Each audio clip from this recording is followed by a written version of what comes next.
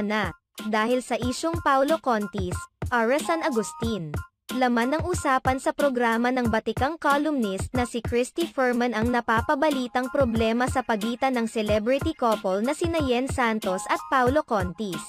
Kamakailan lamang ay naging tampok sa mga talakayan sa social media si Paulo matapos kumalat ang kanyang mga video habang may sweet moments, kasama ang kanyang co-host na si Ara San Agustin.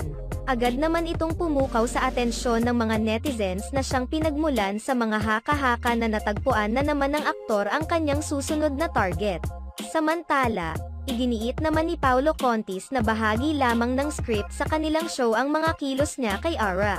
Gayunpaman hindi napigilan ng mga netizens na tanungin kung mayroon na bang espesyal na nararamdaman ang dalawa para sa isa't isa dahil sa mga nagsasabi na maging sa backstage ng show ay malapit pa rin sila at tila binabakuran pa ni Paulo Contis.